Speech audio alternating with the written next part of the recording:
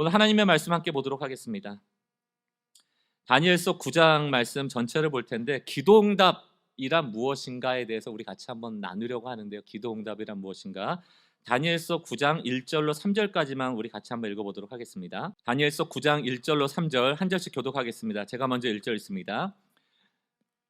메대 족속 아하수에로의 아들 다리오가 갈대아 나라 왕으로 세움을 받던 첫 해에 선지자 예레미야에게 알려주신 그 연수를 깨달았나니 곧 예루살렘의 황폐함이 70년 만에 그치리라 하신 것이라. 함께 읽습니다.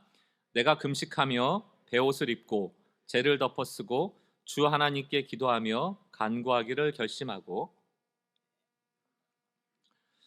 이제 저희 교육자들이 젊은 분들이 많다 보니까 종종 저한테 이런 질문을 합니다. 목사님 나이쯤 되면 이제 좀 덜 바빠지나요? 이제 그런 질문을 해요. 그만큼 지금 그 30대 중반, 40대 초반의 시간이 바쁜 시기라는 의미이죠.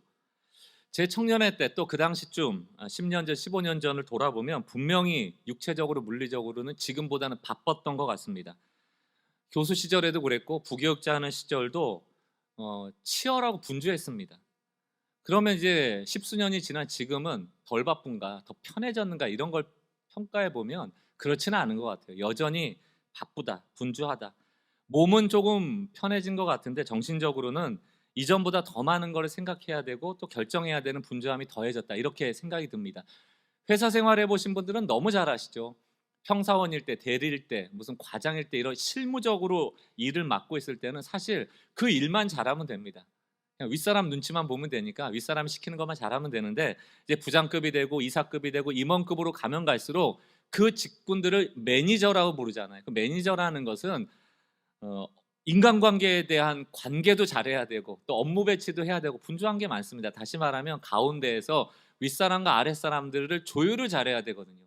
윗사람들이 생각하는 거 아랫사람이 생각하는 게 다르기 때문에 중간에 끼어서 그 업무 조율이나 인간관계 조율을 잘하는 게 매니저들이거든요. 실무적인 일은 덜해지지만 생각하고 결정해야 될 게 참 많아지는 측면에서 바빠지는 겁니다. 부교육자 시절에는 몸으로 뛰어야 되는 일이 많지만 담임 목사가 되고 나니까 생각하고 결정해야 될 일들이 훨씬 더 많아지는 측면에서 바빠지는 것이죠. 현대인들 중에서 바쁘지 않은 사람은 아무도 없을 겁니다. 심지어는 우스갯소리로 백수가 바빠 죽는다라는 말이 있을 정도 아닙니까?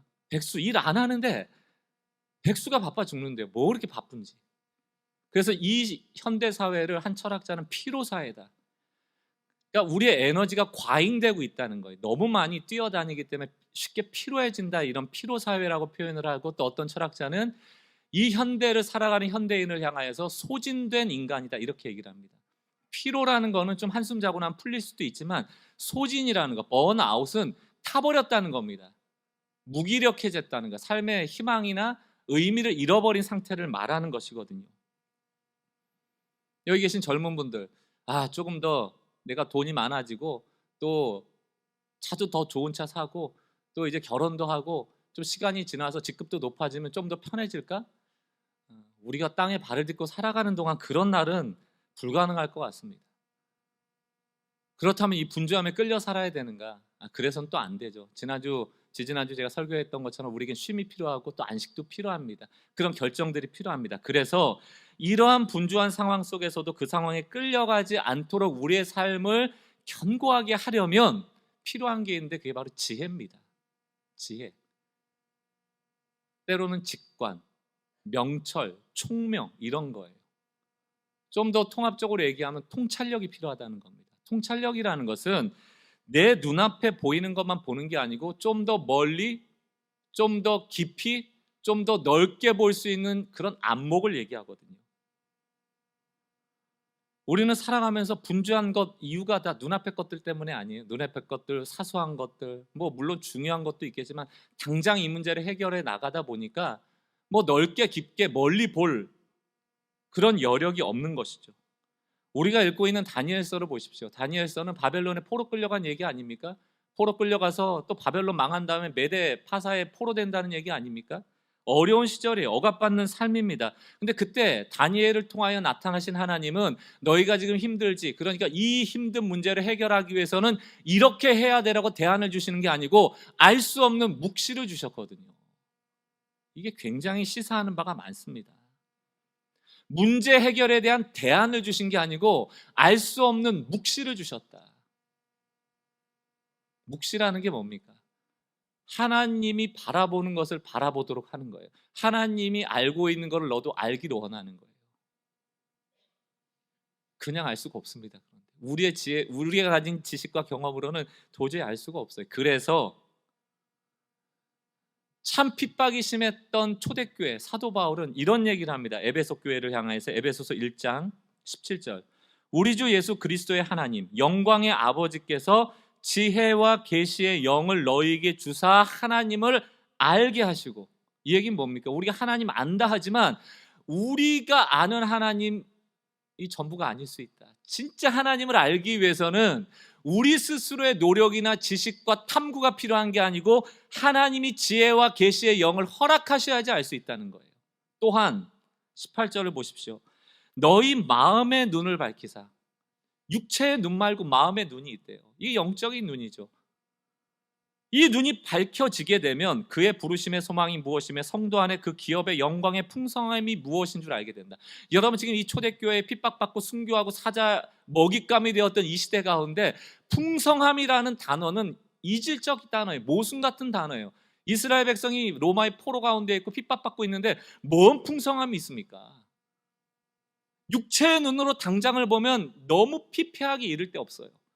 그런데 사도 바울은 무엇을 말합니까? 너희의 마음의 눈을 여니 너희가 앞으로 주어질 기업의 영광이 풍성한 것을 알게 되더라는 겁니다.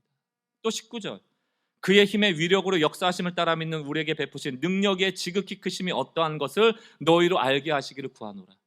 이스라엘 백성 입장에서는 하나님이 정말 전능하시니까 로마 물리쳐 주시면 되잖아요. 이걸 요구하지만 하나님은 그 대안이 되어주시는 것이 아니고 그 어려운 상황을 그대로 둔 채 마음의 눈을 허락하셔서 이미 너희에게 풍성함이 있다, 너희에게 이미 능력이 베풀어지고 있음을 알게 하라는 거예요. 여러분, 이게 신앙이거든요. 이게 신앙이거든요. 당장의 문제를 해결하기 위해서 기독교라는 종교가 필요한 게 아니고 그 문제 너머에 계신 하나님이 우리에게 보여주고 싶은 것, 그 문제 너머에 계신 하나님이 우리에게 알고 싶어하는, 알게 해주고 싶은 것, 그 문제 너머에서 우리가 깨닫기 원하는 그것을 우리가 보고 알고 깨닫기 원하시거든요. 그것을 보고 알고 깨닫게 되는 게 신앙이거든요. 어떻게 하면 이 지혜를 얻을 수 있는가? 어떻게 하면 이 통찰력을 얻을 수 있을까? 성경을 보니까 기도할 때 그게 가능하대요. 기도할 때. 여러분 보십시오. 우리는 기도라고 수없이 하고 살아왔잖아요. 신앙생활 하면서. 근데 그 기도의 대부분이 문제 해결이거든요. 하나님 문제 해결해 주시는 대안이 돼 주십시오.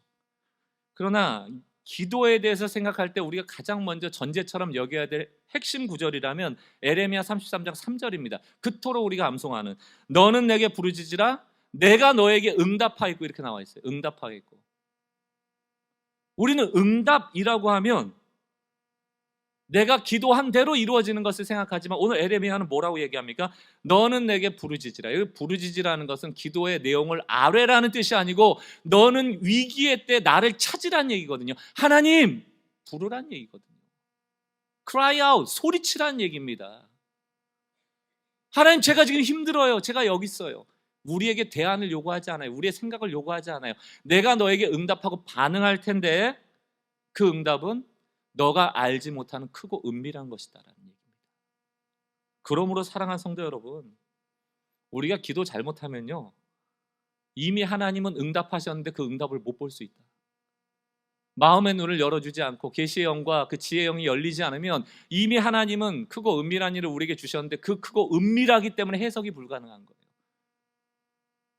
기도 응답 이미 받았는데 그것을 해석하지 못하는 상황도 생길 수 있다는 겁니다. 그래서 필요한 게 어떤 기도인가? 주님 우리에게 지혜를 주십시오. 계시의 영을 주십시오. 마음의 눈을 열어주십시오. 기도 응답은 내가 기도한 대로 되어지는 문제 해결이 아니라 하나님의 크고 은밀한 일을 알게 되는 것이거든요. 여러분 그래서 기도할 때 좀 두 가지 전제를 늘 갖고 기도의 자리로 나오시면 유익합니다. 첫 번째는 하나님 선하시다. 하나님 선하시다. 우리 괴롭히는 분이 아니에요. 그런데 우리가 고난 가운데 나오다 보면 하나님 왜 날 괴롭히지? 라는 생각을 전제로 깔고 오시거든요. 그렇지 않아요. 하나님 선하시다. 두 번째, 기도는 내가 하잖아요. 그런데 기도하고 있는 나보다 나의 상황을 하나님이 더 잘 아신다. 이 두 가지가 전제예요. 이걸 놓치고 기도하면 불만 불평의 기도, 하나님이 내 상황을 모르시니까 이렇게 어렵게 하지라고 하면서 하나님 내 상황이 이런 것 좀 알아주세요라고 그 내용들을 나열하게 된다니까요. 그리고 그거대로 안 되면 시험 들고. 사랑하는 성도 여러분, 선하신 하나님은 나보다 나를 더 잘 아신다. 그 하나님께 우리 기도하러 나가는 겁니다. 그 하나님께 지혜를 구하고 통찰을 구하고 계시형을 달라고 기도하는 것이거든요. 오늘 다니엘 9장도 같은 맥락이에요. 지금 다니엘은 7장 8장을 통하여서 하나님이 주신 꿈과 환상을 통한 계시를 받습니다. 근데 그 결과 마음이 막 상쾌해지고 나에게 하나님의 뜻이 보여졌다고 좋은 게 아니고 완전히 자빠져 버리거든요.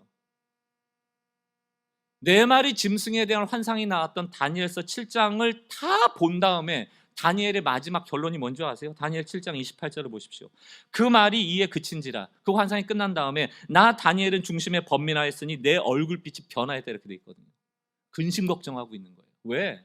모르겠으니까. 뭔지 모르겠거든요. 너무 크고 은밀해서 모르겠거든요. 8장 순념수와 순양이 나온 그 계시도 천사까지 와서 해석해 줬음에도 불구하고 그 결론이 뭡니까? 다니엘 8장 27절 맨 마지막 절이에요. 이에 나 다니엘이 지쳐서 여러 날 앓다가 일어나서 왕의 일을 보았느니라. 이것도 재밌잖아요. 아팠다가 또 이제 하나님이 그렇게 환상을 주셨는데 또 궁중일 보러 나간 거예요. 그리고 내가 그 환상으로 말미암아 놀랐고 그 뜻을 깨닫는 사람도 없었느니라. 나도 못 깨달았다는 얘기입니다. 너무 크고 은밀해서. 여러분, 우리가 미래를 어떻게 합니까? 경험해 본 적 없는 이야기들이 우리 눈앞에 펼쳐질 때 그게 어떻게 해석이 될 수가 있어요? 끙끙 앓고 있는 겁니다. 그러다가 또 수년이 지나서 이제 벨사살 왕을 마감하여 바벨론은 멸망했고 이제 메데라는 새로운 나라가 들어서서 다리오 왕이 왕의 자리를 차지하고 있을 때 역시 다니엘은 여전히 궁중의 일을 보고 있습니다. 그때 2절 말씀 9장 2절 예레미야 선지자가 쓴 글을 보게 돼요. 곧 그 통치 원년에 다리오 왕 메대 다리오 왕 원년에 나 다니엘이 책을 통해 여호와께서 말씀으로 선지자 예레미야에게 알려주신 그 연수를 깨달았나니 곧 예루살렘의 황폐함이 70년 만에 그치리라 하신 것이라. 예레미야의 선지자 글을 읽은 거예요. 바벨론에 왜 포로로 오게 됐고 이 포로로 오게 된 이후에 70년이 끝나면 이 포로 생활이 끝난다. 이 글을 읽은 겁니다. 그러니까 우리가 가진 성경으로 예레미야 25장 10절에서 14절을 읽은 거예요. 한번 보겠습니다. 예레미야가 이야기했던 걸 25장 10절 여호와께서 이와 같이 말씀하시니라 바벨론에서 70년이 차면 내가 너희를 돌보고 나의 선한 말을 너에게 성취하여 너희를 이곳 예루살렘으로 돌아오게 하리라. 이걸 본 거예요.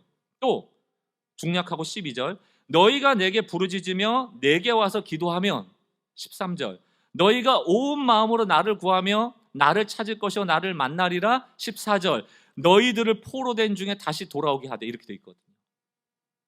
이걸 읽은 거예요, 다니엘이. 여러분, 다리오 왕이 지금 BC 538년, 다니엘이 바벨론에 끌려온 게 BC 605년이라고 한다면 지금 다니엘이 바벨론으로 끌려온 지 67년 되는 해입니다. 80세가 넘었고요. 몇 년 남았어요? 지금 70년 기한까지 2, 3년밖에 안 남은 거예요. 그거를 다시금 깨닫게 되는 순간 기도할 수밖에 없는 거죠. 왜? 에레미야 25장에서 뭐라고 얘기했습니까? 너희가 전심으로 나에게 기도하며 나를 찾으면 내가 너희를 만나겠고 너희를 회복시키리라 말씀했으니까 2, 3년밖에 남지 않은 이 시간 동안 다니엘은 기도할 수밖에 없는 거예요. 간절히 기도합니다. 어떤 기도했을까요? 에레미야 선지자의 글을 보면서 왜 바벨론의 포로로 왔는가? 죄 때문이다 라는 것을 발견하고 회개하기 시작합니다. 또 뭘 기도했을까요? 2, 3년밖에 안 남았는데 하나님 이 약속 지키셔야 돼요. 기한이 지나가지 않도록 예루살렘으로 저희 복귀시켜줘야 돼요. 그 기도한 거예요. 다니엘 9장 3절을 보십시오. 내가 금식하며 베옷을 입고 죄를 덮어쓰고, 죄를 덮어쓴다는 것은 나무 죄 같은 거를 뒤집어쓰을 통하여 내가 더럽다, 내가 죄인이라는 거를 공개적으로 드러내는 일이거든요. 여러분, 근데 사실 바벨론 포로 올 때 다니엘은 10대 청소년기 10대기입니다. 뭐 그렇게 큰 죄가 있었고, 이 바벨론의 포로기는 단지 수십 년에 걸친 죄악 때문이 아니고 몇백 년에 걸친 죄악 때문이거든요. 그것도 역시 예레미야에 다 나와 있습니다. 근데 직접적으로 다니엘의 죄가 아니라 할 수도 있는데 다니엘은 내가 죄를 되짚어쓰고 내 죄처럼 지금 회개하고 있는 거예요. 다니엘 9장 20절. 내가 이같이 말하며 기도하며 내 죄와 내 탓이요 내 백성 이스라엘의 죄를 자복하고 내 하나님의 거룩한 산을 위하여 예루살렘으로 복귀하는 거죠. 내 하나님 여호와 앞에 간구할 때. 위대한 기도다. 사실 다니엘은 기도할 필요가 없는 게 이제 80세가 넘었죠. 죽을 날을 앞두고 있죠. 얼마 남지 않은 세월인데 2, 3년 메데파사 지역에서 제2인자, 제3인자로 살아가는 것도 나쁘지 않아요. 평생 어려움이 없습니다. 그냥 권력도 가지고 돈도 가지고 뭐 세상에 못할 것 없이 다 누릴 수 있는 위치 아닙니까? 내 죄도 아니고 난 죽으면 끝이고 이럴 수도 있는데 예레미야 선지자의 글을 읽으며 하나님의 마음을 주시니까 그 2년 3년 동안 내가 그 나라와 민족을 위하여 연민을 가지고 기도하게 되더라는 거예요. 기도하게 되더라는 겁니다. 참 귀한 기도 아닙니까? 저는 이 다니엘의 회개하며 이 나라와 민족을 하나님 앞에 올려놓고 2, 3년 남은 이 기간 동안에 예루살렘의 회복을 꿈꾸며 기도하는 이 모습을 보면서 저도 반성이 되고 한국교회 안에 이제 정말 이 중보기도라는 게 너무 약화되고 있고라는 좀 아픔을 갖습니다. 여기 아마 신앙생활 오래 하신 분들은 예전만 해도 나라를 위해서, 민족을 위해서, 또 북한을 위해서, 또 한국 교회를 위해서 참 많은 시간을 할애해서 기도회 같은 데 가면 했거든요. 요즘 기도회 가보면 다 자녀 기도하고 남편 기도하고 성공 기도하고 부자 되게 해달라 기도하고 문제 해결하다고 기도하고 맨 마지막 쯤에 한 5분 여러분 시간 남으시면 나라를 위해서도 좀 기도하세요. 이 정도거든요. 저도 예외가 아닙니다. 그러나 이 말씀 앞에 서면서 우리가 깨달아야 될 것, 나만 옳다 하고 나만을 위한 기도가 난무하는 세상 속에서 누군가는 이 나라와 민족을 품고 나라 욕하고 교회 욕할 것이 아니고 내가 죄를 뒤집어 쓰고 내 죄입니다라고 자백할 수 있는 그 죄를 뒤집어 쓰는 기도자가 필요한 시대가 아닌가. 좀 우리는 교회 성도님들이 이런 중보기도자의 자리에서 계신 곳에서 뉴스 볼 때마다 한숨도 나오고 또 어려운 경제 상황들, 국제 정세를 보면서 위기감을 느끼고 하지만 기도해야 될 때라는 메시지로 받고 좀 기도하는 중보자들 되시기를 주의 이름으로 권면드리고 축복합니다. 그런데 이렇게 다니엘이 나라를 위해서 중보기도한 기도의 장면도 너무 귀한데 저희가 더 주목해서 봐야 될 것은 이렇게 중보기도하는 다니엘을 향한 하나님의 반응이에요. 제가 지금 응답이라는 단어를 쓰지 않고 반응이라는 단어를 썼습니다. 앞서 에레미야 33장 3절에서도 얘기했지만 응답이라는 것은 내가 기도한 내용이 그대로 이루어지는 것을 말하는 게 아니거든요. 우리 교회 안에서 그런 얘기 많이 하잖아요. 집사님, 권사님 나 기도 응답 받았잖아. 이런 얘기 많이 해요. 그 뜻이 뭡니까? 내가 이렇게 기도했는데 이렇게 되었다라는 것 아닙니까? 저희가 다 틀렸다는 게 아니고 내가 기도했더니 이렇게 되었어, 내가 기도한 대로 되었어라는 개념에서 기도 응답을 자꾸 생각하게 되면 내가 하나님을 끌어가는 거거든요. 내가 계획하고 내가 생각하고 내가 기도의 제목 내놓고 내가 나를 잘 아니까, 하나님은 나를 잘 모르니까 내가 기도하는 대로 되는 게 가장 좋고 가장 선하다는 것 아닙니까? 이게 우리의 신앙을 위험한 신앙으로 자꾸 빠뜨린다. 여러분, 기도 응답은 내가 원하는 대로 된 게 아니에요. 여러분들에게 만약에 기도해서 된 게 있다면 그 기도가 하나님의 뜻에 합당했기 때문일 겁니다. 합당하지만 안 들어주세요. 여러분, 좀 극단적인 예가 될 수 있지만 우리가 좀 아픈 마음으로 이런 예화를 들으셔야 되는데 우리 자녀들을 위한 기도 봅시다. 저도 중보기도나 금요기도회를 뭐 수년 동안 인도해 왔지만 가장 뜨겁게 기도할 때가 고3 입시를 앞두고입니다. 그때가 아니더라도 가장 기도 소리가 클 때가 자녀를 위한 기도일 때예요. 남편이 하고 아내 위할 땐 그렇게 안 커요. 자녀. 근데 잘 보세요, 여러분. 자녀들이 초중고등학교를 지나면서 대한민국이라는 땅은 초등학교 자살률 1위거든요. 인원이 많지는 않지만 초등학생 애들이 자살하는 나라가 OECD 국가 중에 없어요. 없습니다. 있다는 것 자체가 재앙이거든요. 초등학교, 중학교, 고등학교를 지나면서 그 아이들은 지금 아픕니다. 힘들어요. 공부에 치이고 부모에 치이고 친구에 치이고 관계에 치이고 힘들거든요. 근데 부모의 관심사는 성적이거든요. 성공이거든요. 그걸 위해서 기도합니다. 근데 하나님은 성적을 안 보시거든요. 그 아이가 아픈 게 보이거든요. 그래서 그 부모에게 너 자식이 아프다. 그 아이를 위로해 줘라. 그 아이를 사랑해 줘라. 그 아이를 용납해 주라고 우리에게 계시를 주시는데 우리는 성적에 꽂혀 있기 때문에 하나님이 들려주시고 싶은 메시지, 그 아이에게 보여주고 싶은 모습 못 봐요. 그리고 끊임없이 성적을 기도합니다. 이게 현 상황이다. 기도 응답, 그 성적이 좋아지는 것, 그런 아이는 아파요. 하나님의 응답은 그 아이가 그 가족의 구성원에서 행복해지길 원하는 게 하나님의 응답인데 그 응답이 이루어지질 않아요. 그런 상황에서 그렇게 치닫는 학원을 열몇 개씩 돌면서 1등 했다 치자고요. 그게 하나님 응답입니까? 서울대 간 게 하나님의 응답일까요? 저는 이런 생각을 할 때마다 마음이 너무 아픕니다. 제가 몇 년 전에 페이스북에 썼던 글을 보게 됐습니다. 그 질문이 뭐냐면 제가 이런 의문 제기를 했어요. 과연 우리가 하고 있는 기도, 여러분 한 사람 한 사람이 하고 있는 기도가 그대로 100%다 성취된다면 이 세상은 어떻게 될까? 그럼 어떻게 될 것 같으세요? 천국 될까요? 지옥 될까요? 저는 지옥에 한 표를 던집니다.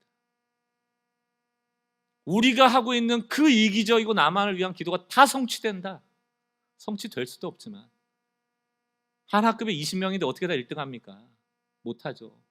19명은 죽어야지 1등이 되는 거죠. 그 세상이 행복한 세상이고 좋은 세상이 될까? 그만큼 우리의 기도가 문제가 있다. 어쩌면 하나님이 우리의 기도에 응답해 주시지 않는 이유는 이 세상을 천국으로 만드시려는 게 아닌가, 그런 생각도 해봐요. 하나님이 내게 원하시는 것대로 해주는 하나님이 아니고 우리가 간절히 하나님을 찾으면 그분은 우리를 향하여 눈을 향하시고 반응하시는 거예요. 그리고 우리를 우리보다 잘하시는 하나님의 대안을 가지고 말씀하세요. 우린 그걸 캐치해야 되거든요. 그게 기도거든요. 기도의 시간에 하나님이 나를 향한 뜻이 뭐지? 뭘 원하시지? 뭘 들려주고 싶지? 뭘 보여주고 싶지? 뭘 깨닫게 하길 원하지? 라고 시간을 보내는 게 기도거든요. 그래서 시간이 필요합니다. 그러나 우리는 효율을 생각하기 때문에 하나님 조용히 하시고 제가 하는 얘기만 잘 들으세요. 그리고 이대로 돼야지 기도 응답입니다. 끝하고 끝날 때가 많다는 얘기죠. 진짜 기도 응답 받은 사람은 이렇게 반응합니다. 집사님, 목사님, 드디어 제가 알았습니다. 하나님 원하시는 게 이거였어요. 제가 그동안 깨닫지 못했는데 이 일을 통해서 내가 하나님께서 더 좋은 걸 주셨다는 걸 이제 알게 됐습니다. 이전엔 몰랐는데 이미 주셨는데 제가 그걸 발견하지 못했는데 기도하면서 주님께서 이걸 알려주셨어요. 이게 진짜 기도 응답이에요. 이게 진짜 기도 응답입니다. 자녀를 향한 위로의 마음과 사랑의 마음과 긍휼의 마음이 커진다. 그게 기도 응답이에요. 다니엘이 기도했잖아요. 열심히 회개하고 2년 남았는데 하나님 반드시 예루살렘 회복해야 됩니다라고 기도했는데 드디어 하나님이 반응하세요. 20절입니다. 내가 이같이 말하여 기도하며 내 죄와 내 백성 이스라엘 죄를 자복하고 내 하나님의 거룩한 산을 위하여 내 하나님 여호와 앞에 간구할 때, 기도할 때 21절, 곧 내가 기도할 때 이전에 환상 중에 본 그 사람 가브리엘 천사가 빨리 날아서 저녁 제사 드릴 즈음에 내게 이르더니, 하나님이 신속하게 응답을 하시는 거예요. 반응을 하시는 거예요.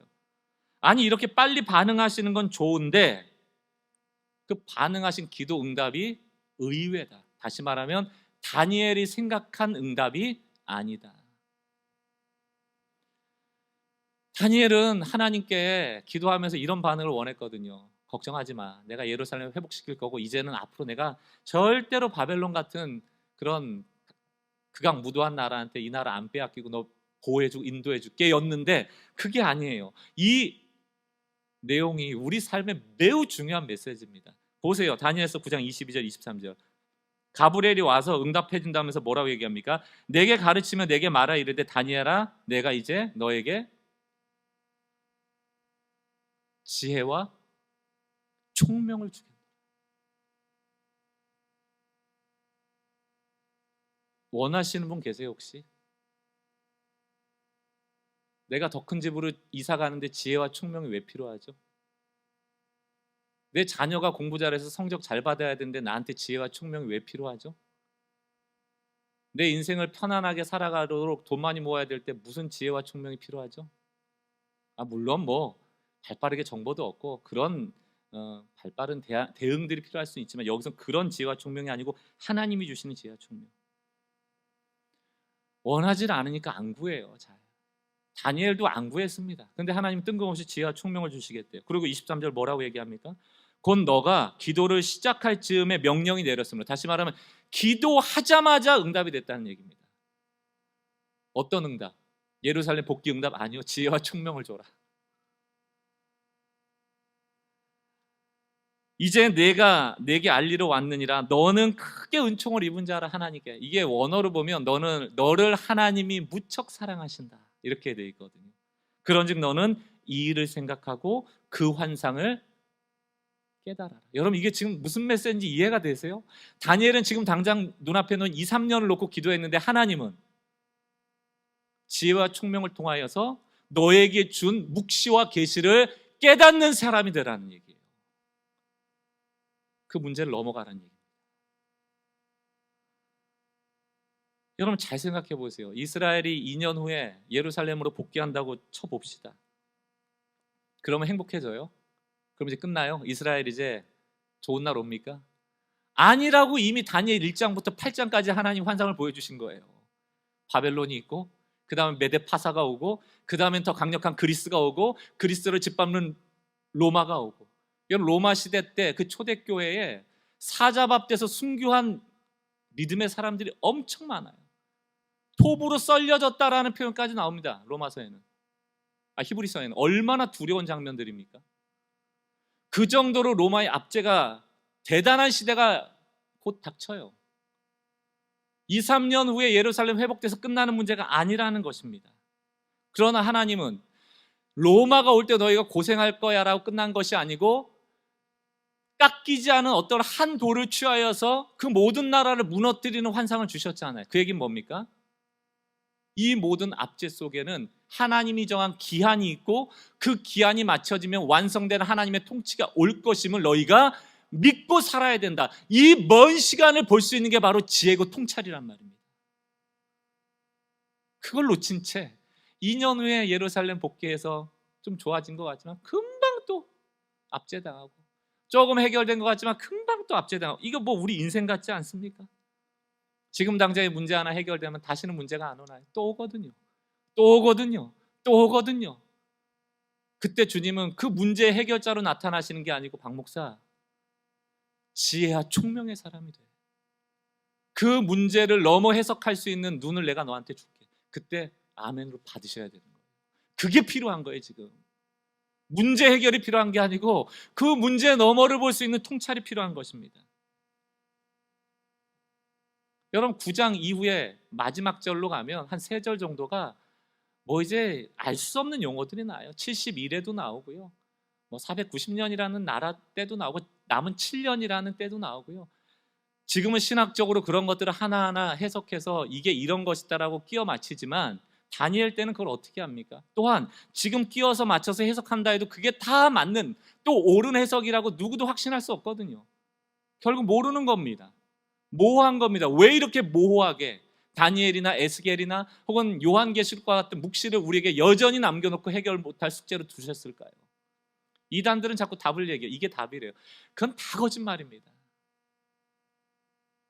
이런 미스테리 같은 수수께를 통하여 우리가 끊임없이 하나님 앞에 나와 주여 지혜와 총명을 주십시오.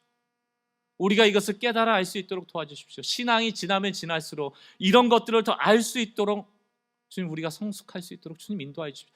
계속 주의 뜻을 위하여 기도하라는 거예요. 멈추지 말라는 거예요.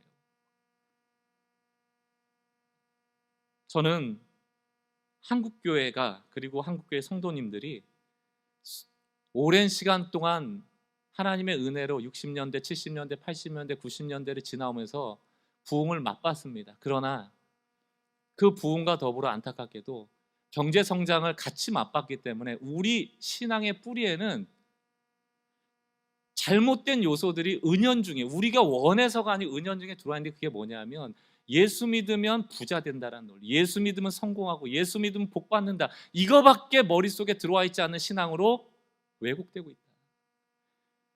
여러분, 부자 되고 성공하려고 예수 믿는 게 아닙니다. 저 사람보다 더 나은 삶을 살려고 예수 믿는 것도 아닙니다. 그렇게 예수 믿으면 부자 되고, 예수 믿으면 성공하고, 예수 믿으면 평수 늘려 이사가고, 예수 믿으면 더 좋은 아이들이 학교 가고, 이 논리가 계속 종교화를 이루어 가다 보니 기독교는 문제 해결의 종교가 된 거예요. 근데 여러분, 2023년, 24년 경제 침체가 온다라고 지금 경제학자들이 다 얘기하고 있고, 지금 뭐 아마 이자 때문에 또 금융의 어떤 위기 때문에 어려움 당하시는 분들 많을걸요? 그거 가지고 기도하시는 분들 많을걸요? 그거 해결되지 않으면 교회를 많이 떠날 겁니다. 왜? 그깟 하나님 믿어봐야 잘 살게 해주는 것도 아니고, 복을 주는 것도 아니고, 뭐 자녀를 잘 되게 해주는 것도 아니고, 내가 왜 하나님을 믿어야 돼? 신앙은 그러려고 믿는 게 아니거든요.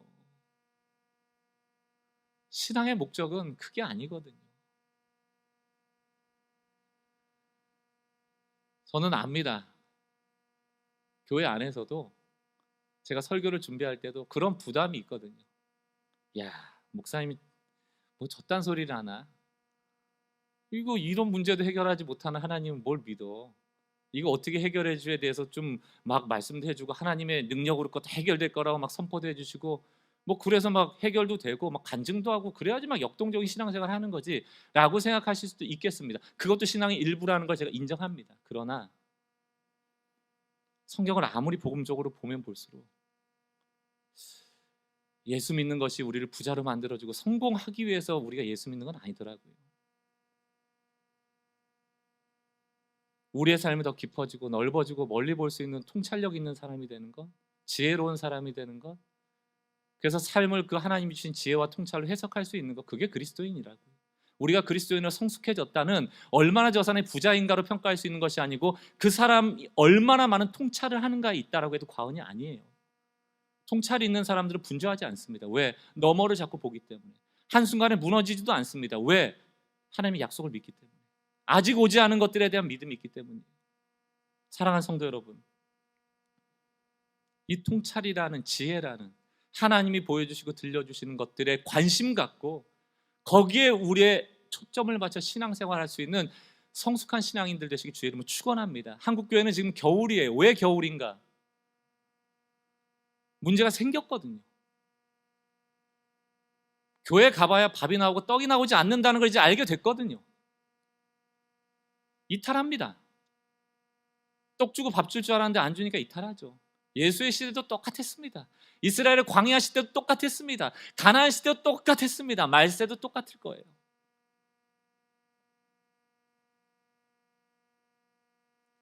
설교 후에 함께 부를 찬양의 가사를 여러분들에게 좀 해석해 드리고, 우리 같이 이 찬양을 부르고 또 한 주간도 여러분 이 찬양을 묵상했으면 좋겠어요.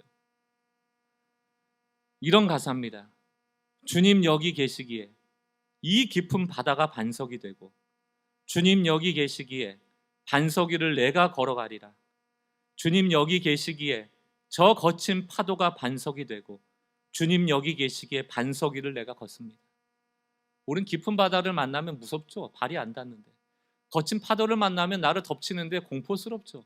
그럼 우린 기도합니다. 하나님, 제가 두려워요. 제가 공포스러워요. 저는 깊은 바다가 아니고 얕은 바다이기를 원하고, 내가 통제할 수 있는 영역으로 나를 옮겨주시기를 원합니다. 내가 더 안전하다라고 느끼는 곳으로 가기를 원합니다. 전 거친 파도가 싫습니다. 잔잔한 호수를 허락하시고 그 거친 파도 속에서 저를 빼주세요. 구출시켜주세요. 이게 우리의 문제 앞에선 기도거든요. 하나님이 아십니다. 우리가 그걸 약하니까 하는 기도라는 거. 그러나 넘어가기를 원하시는 거죠. 바다에 길이 있어. 이건 있을 수 없는 일입니다. 하나님이 아니면. 저 거친 파도 안에 길이 있어. 이게 통찰이에요. 이게 기도할 때 우리에게 하나님이 주신 지혜가 올 때 보여지는 것들입니다. 내 이 고난 가운데도 하나님이 계시구나. 예수가 길이구나. 예수가 진리구나. 예수가 생명이구나를 볼 수 있도록 해주는 거거든요. 저 깊은 바다에 반석이 있대요. 단단한 돌. 그리고 그 바다 위를 걷겠대요. 누구도 경험할 수 없는 일입니다. 그러나 베드로는 예수를 바라봤을 때 그 바다가 반석과 같은 길이 되었음을 걸을 수 있었죠. 거친 파도 안에도 길이 있습니다. 이스라엘 백성은 홍해를 건널 때 그 바닷길을 자신의 발로 걸을 줄은 상상도 못했을 겁니다. 사랑하는 성도 여러분, 야고보서 1장 2절로 5절 말씀을 결론을 내리면서 말씀을 마치려고 합니다. 희한한 얘기를 야고보가 합니다. 내 형제들아, 너희가 여러 가지 시험을 당하거든 온전히 기쁘게 여기라. 시험은 당장은 우리에게 괴로움을 주는 것입니다. 그러나 그 문제 너머까지를 본다면, 먼 시간으로 본다면 기뻐할 만한 것이라는 얘기예요. 아무나 할 수 있는 고백이 아니고 이 시험을 통하여 무언가를 얻은 사람만이 할 수 있는 고백이거든요. 시험을 만났을 때 기뻐한다. 그건 뭔가 있기 때문이죠. 그 고난을 통해서 내가 유익을 받은 게 있기 때문이죠. 그게 3절에 나옵니다. 이는, 고난 중에도 기뻐할 수 있는 이유는 너희의 믿음의 시련이, 너희가 시련 받을 때 인내가 만들어지는 줄을 너희가 알미라, 이렇게 되어 있거든요. 여러분, 신앙의 성숙의 마지막 징표는 인내하는 거예요. 인내하는 겁니다. 4절, 인내가 온전히 이루어지면, 온전히 이루어지려면 어떻게 돼요? 많은 시련을 만나야죠. 많은 시련을 만나서 많은 인내를 통하여 인내가 온전히 구비되면 이는 너희로 온전하여 구비하여 조금도 부족함이 없게 하려 함이라. 깊은 파도가 없어져서 부족함이 없는 게 아니고, 거친 파도가 없어져서 부족함이 없는 게 아니고, 깊은 바다가 있고 거친 파도가 있음에도 불구하고 부족함이 없는 것을 경험하는 게 신앙이에요. 문제 해결이라는 건 도깨비 방망이 같은 거죠. 그게 종교죠. 다른 잡심들하게 하는 거랑 뭐가 다릅니까? 이거 하면 이거 해주시고, 내가 이만큼 했으니까 이거 해주시고, 보상 논리로 가져가는 게 아니고, 이 신앙은 부족하지만 인내를 통하여 충분함을 느끼는 거거든요. 압니다. 말도 안 되는 거. 현대인들에게 말도 안 되는 얘기죠. 그래서 이탈하는 거예요. 많은 이탈자들이 앞으로 나올 것입니다. 그러나 복음대로 선포하는 교회가 필요하죠. 우리 교회가 그런 교회 되길 바라고, 우리 성도들이 그걸 증명하는 교인들 되었으면 좋겠습니다. 5절 말씀 같이 읽어보겠습니다. 시작. 너희 중에 누구든지 지혜가 부족하거든 모든 사람에게 후히 주시고 꾸짖지 아니하시는 하나님께 구하라. 그리하면 주시리라. 인내할 때 꼭 필요한 게 뭡니까? 지혜예요. 통찰이에요. 봐야 되거든요. 우리 아들 얘기들은 아닙니다만 애들 보면은 실망스러울 때가 많잖아요. 조금 더 공부도 잘하고 얘가 좀 더 똑똑하고 이것도 잘하고 했으면 좋겠잖아요. 그렇게만 보면 실망이죠. 지혜는 뭡니까? 통찰은 뭡니까? 그러나 하나님 책임지실 거예요. 하루하루가 지나가면서 하나님께서 지혜 주시길 간구할 거야. 난 널 위해서 기도할 거고 하나님이 널 만지실 거야. 이걸 바로 보는 겁니다. 그럼 이게 이루어질 동안 뭐가 필요해요? 인내가 필요하죠. 우리 신앙의 궁극적 열매는 인내입니다. 그리고 그 인내는 사랑이고요. 사랑하는 성도 여러분, 기도하러 오셔서 기도할 때, 목요 기도회 때도 그렇고 막 조급하게 뭐 하려고 안 하셔도 됩니다. 조용히 앉아 계시고 주님 오늘 뭐 보여주실래요? 뭐 들려주실래요? 하고 찬양하시고 감사하시고, 또 힘든 거 있으면 하나님께, 하나님 이건 좀 힘든데요 라고 얘기하시고, 그렇게 머물다 가시면 돼요. 그러다 문득 하나님이 주시는 지혜의 마음을 가지고 통찰될 때가 있거든요. 그걸 가지고 그렇구나 깨달으며 그 시간을 인내해 가시면 됩니다. 저는 신앙이 그런 거라고 생각하고, 우리 신앙의 공동체가 그렇게 이 신앙의 길을 함께 걸어갈 수 있도록 서로 용납하고 시간을 충분히 드리면서 그들이 성장할 수 있는 기회를 드릴 수 있는 교회 됐으면 좋겠고, 잘 되는 것뿐만이 아니고 시련을 만날 때도 그것이 오히려 기쁜 일임을 서로 인정해 줄 수 있는 그런 공동체로 나가는, 그런 진정한 기도 응답을 꿈꾸는 성도들 되시기를, 그런 교회 되기를 주의 이름으로 축원합니다. 같이 한번 찬양하고 기도할 텐데요. 주님 다시 오실 때까지 찬양하고 이어서 주님 여기 계시게 하라는 저희가 그 가사 불러드렸던 찬양을 같이 할 텐데, 변하지 않는 진실, 아무리 현실이 어려워도 결국 주님 만날 날이 옵니다. 그리고 우리 인생이 해석될 날이 오거든요. 그때까지 인내하고 우리가 걸어가야 될 겁니다. 결론을 말씀 안 드렸네. 기도 제목 3개 드릴게요. 이제 이 말씀 가지고 기도할 때 첫 번째, 여러분 고난 가운데 하나님 항상 계시다라는 믿음이 필요합니다. 믿음. 언제든지 계신다. 거친 파도에도 깊은 바다에도 하나님 계신다는 믿음. 두 번째, 하나님의 뜻이 이루어질 때까지 기다리는 인내. 세 번째, 지혜. 그 문제 너머를 볼 수 있도록 믿음, 인내, 지혜. 이 세 가지를 일평생 구하며 이 세 가지의 기도 응답받는 정말 복된 성도들 되셨으면 좋겠습니다. 그 약속 중에 하나가 주님 다시 오시는 거잖아요. 이때까지 우리 인내하는 거잖아요. 같이 한번 이 소망을 품고 주님 오실 그날을 꿈꾸면서 함께 찬양하겠습니다. 주님 다시 오실 때까지, 주님 다시 오실 때까지 나는 이 길을 가리라. 나는 이 길을 가리라. 복음의 길은 좁은 길, 좁은 문입니다. 좁은 문, 좁은 문. 좁은 길. 나의 십자가 지고 나의 십자가 지고 우리의 소망을 고백하겠습니다. 나의 가는 이 길 끝에서 나의 가는 이 길 끝에서 주님을 반드시 보게 될 것입니다. 나는 주님을 보리라. 영광의 내 주님, 영광의 내 주님, 나를 환영하고 맞아주시리. 나를 맞아주시리. 주저앉아 계신 분들 다 일어나시기 바랍니다. 주님 다시 오실 때까지 나는 일어나 달려가리라. 나는 일어나 달려가리라. 주의 영광 온 땅 덮을 때 나는 일어나 노래하리. 내 사모하는 주님, 내 사모하는 주님, 온 세상 구원하실 구주시라. 내가 주님을 사모합니다. 소망합니다. 오실 주님을 기다립니다. 영광의 왕이시라. 후렴 다시 한번 선포합시다. 주님 다시 오실 때까지, 주님 다시 오실 때까지 나는 일어나 달려가리라.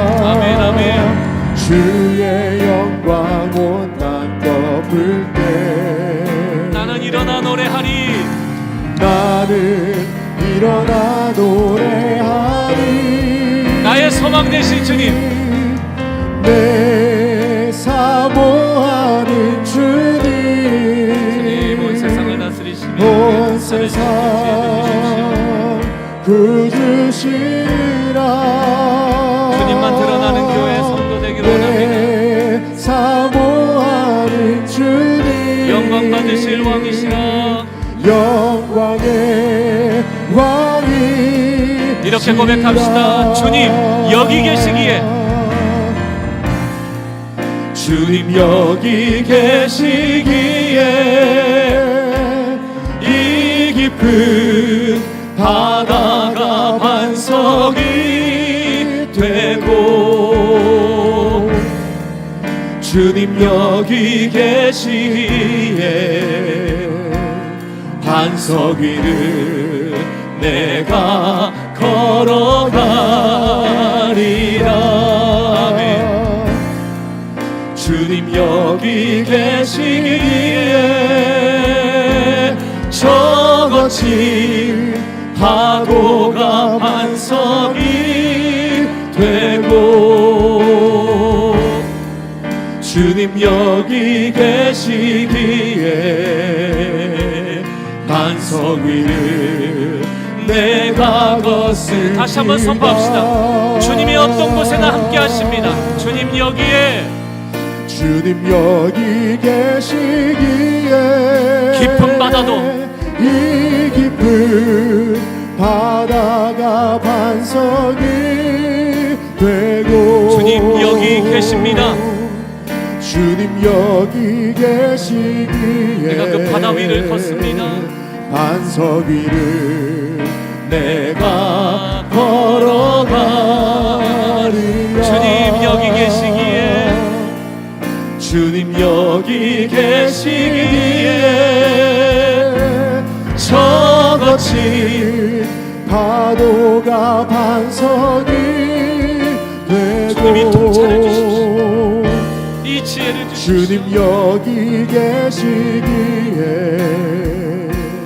반석 위를 내가 걷습니다. 이 시간 두 눈을 감고 오늘 주신 말씀을 묵상하고 오늘 부른 찬양을 묵상해 보세요. 오늘 우리가 내가 당한 고난을 나열하여 하나님께 아뢰기 전에 구해야 될 것, 주님 통찰력을 주십시오. 분주하지 않도록 작은 어려움에 마음이 빼앗겨 분주해지지 않도록 주님, 우리에게 주님이 주시는 통찰력과 지혜를 가지고 모든 일을 하나님의 관점으로 볼 수 있는 여유를 주십시오. 우린 망하지 않습니다. 에스겔에게 나타나셔서 다 폐허가 돼버린 예루살렘을 향하여 말씀하신 것이 바로 여호와 삼마. 그 폐허가 된 것처럼 보이고 망해버린 예루살렘 성전처럼 보이지만 여호와 삼마, 여호와는 거기 계시다. 여전히 거기 계시다. 우리 인생이 망하고 비참한 순간에 하나님은 계시다. 이걸 볼 수 있는 통찰을 주십시오. 망해버릴 것 같은 자녀에 대한 불안감이 있다면 여러분, 불안감 너머에 하나님의 이끄시는 여호와 삼마의 하나님을 구하십시오. 거기에도 계셔요. 그 아이에게도 계셔요. 그 아이에게 역사하시면 됩니다.